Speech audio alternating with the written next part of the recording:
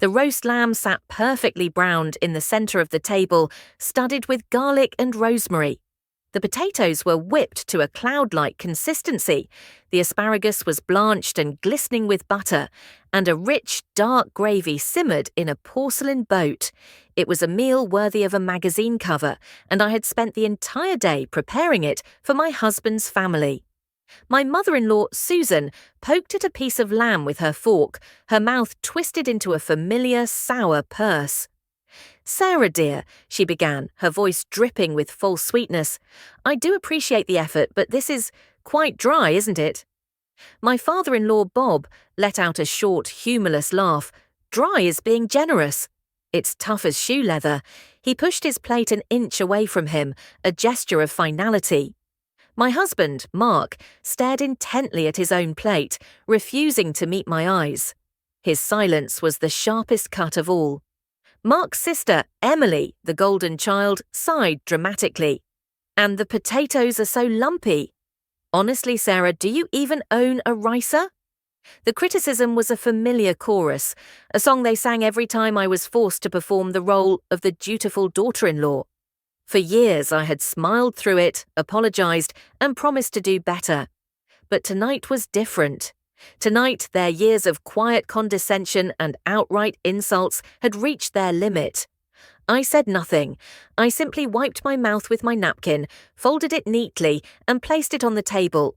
Then I reached into my purse, pulled out a small, heavy stock card, and slid it into the center of the pristine white tablecloth. It landed with a soft, definitive click.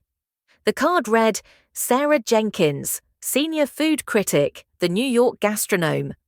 The silence that fell over the dining room was immediate and absolute. It was a silence so profound, so heavy, it felt like it was sucking the very air out of the room. You're probably wondering why I let them believe for 5 long years that I couldn't even boil water properly. To understand that, you have to understand the box they tried to put me in from the day we first met. The box they tried to put me in was small and plain, just like they assumed I was from the very first day Mark brought me to their home. I remember that day vividly. I wore a simple blue dress, something I felt confident in. But the moment Susan opened the door to their sprawling, slightly faded Tudor house, her eyes scanned my outfit from head to toe, and a tiny, almost imperceptible frown line appeared between her brows. "You must be Sarah," she'd said, her tone as brittle as old lace. "How quaint." That was the first word they used to define me, quaint. It wasn't a compliment. It was a dismissal, a label for something small, unsophisticated, and ultimately insignificant. During that first dinner, they asked about my family. I told them my father was a high school history teacher and my mother was a librarian.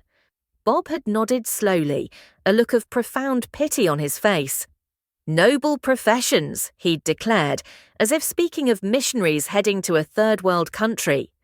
They talked about their son, Mark, the future of their legacy, the financial analyst with a corner office. They spoke about their daughter, Emily, the artist, whose canvases of mismatched colours and shapes were, in their words, ahead of their time. When they finally turned to me and asked what I did, I told them the partial truth. "I'm a freelance writer." Susan clapped her hands together softly. "Oh, a little blog. How sweet. It's so important for women to have a hobby. They had already written my story for me. I was the simple middle-class girl with a cute little hobby, a temporary diversion for their brilliant son until someone more suitable came along." I saw the relief in their eyes. I wasn't a threat. I had no status, no wealth, no name they could drop at the country club. I was a blank slate upon which they could project all their superiority.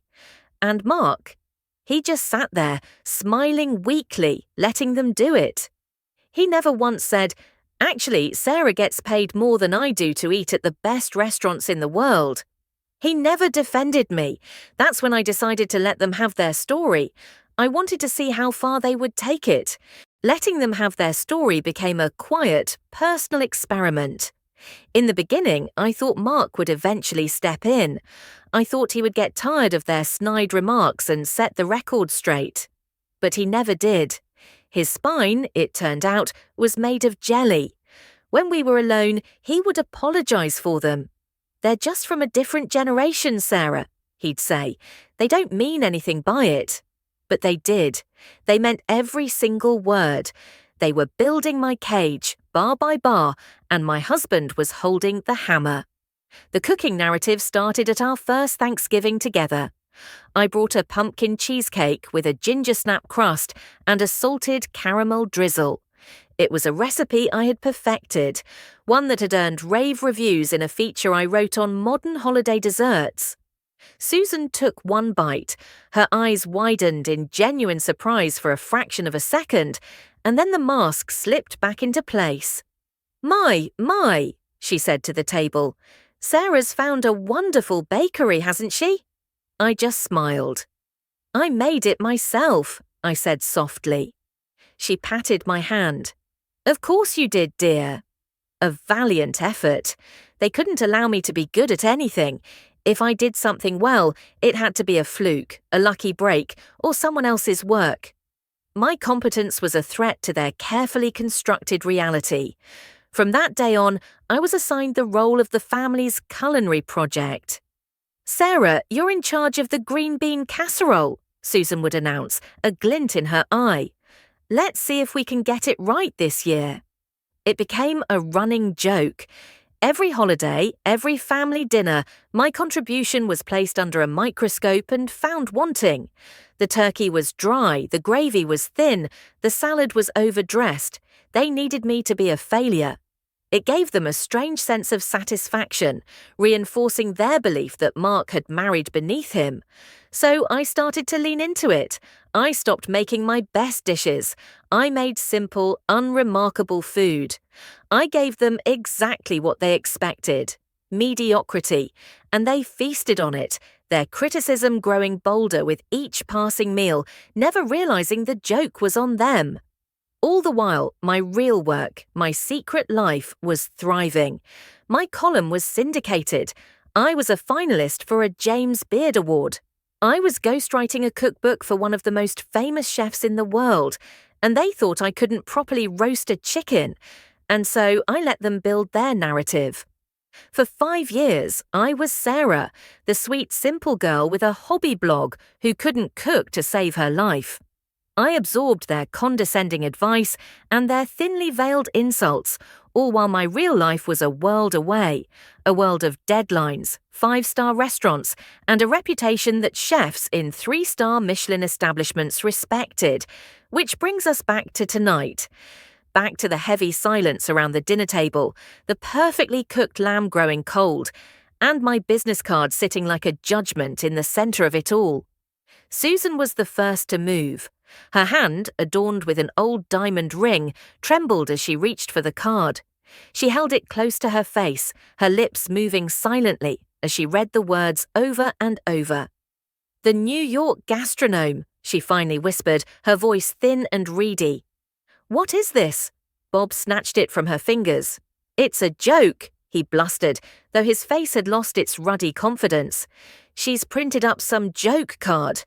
But Emily wasn't listening. She was already on her phone, her thumb swiping furiously. I watched as the colour drained from her face. Her jaw went slack as she scrolled through my online portfolio. The columns, the television appearances, the photo of me shaking hands with a world-renowned chef she idolised. "Dad," she said, her voice barely audible. "It's real. She's famous." All 3 of them then turned their heads, slowly, to look at Mark. My husband, who had been frozen this whole time, finally looked up at me. His face was a canvas of panic and disbelief. He knew, of course, he knew everything. He saw the paychecks. He knew when I was flying to Paris to review a new bistro or to Tokyo for a piece on Sushi Masters. He was my +1 at award ceremonies.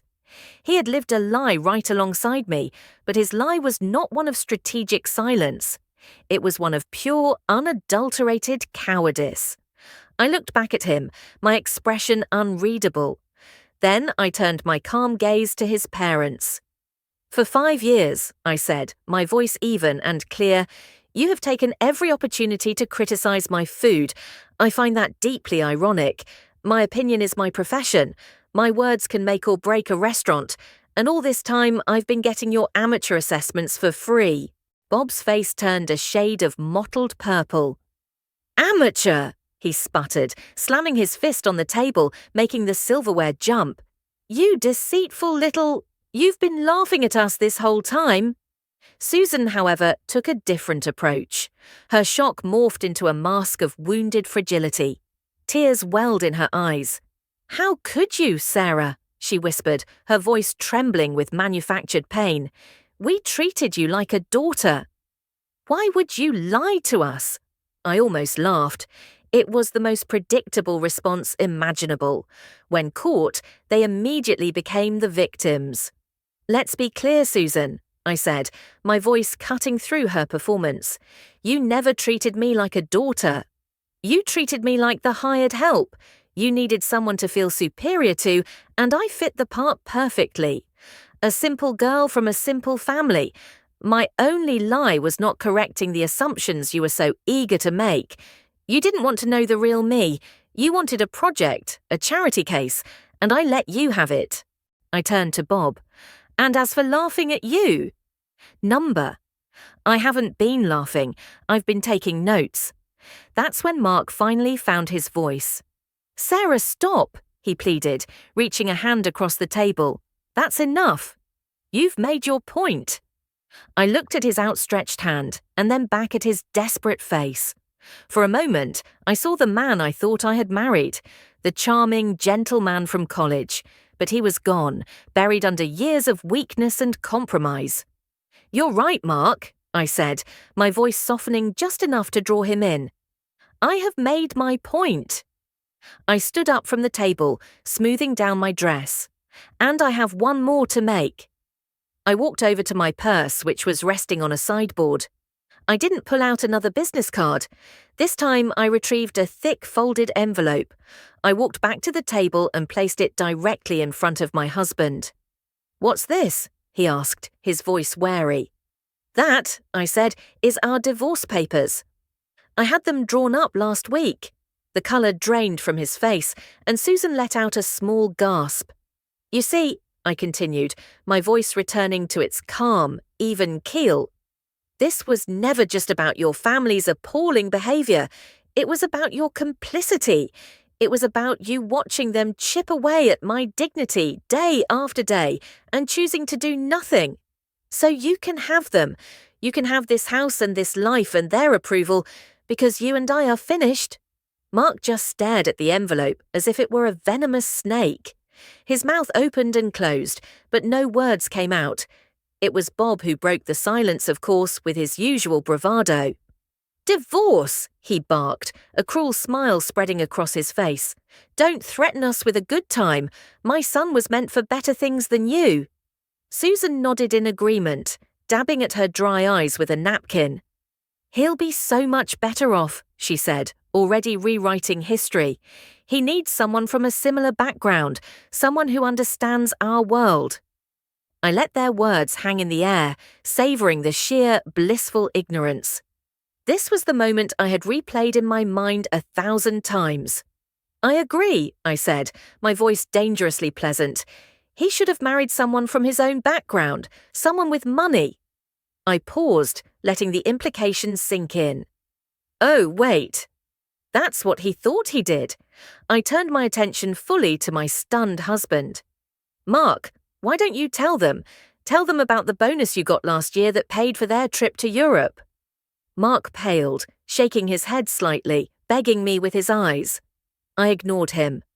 "Or tell them about the big commission you made that covered the down payment on Emily's new car." When he remained silent, I continued for him. There was no bonus.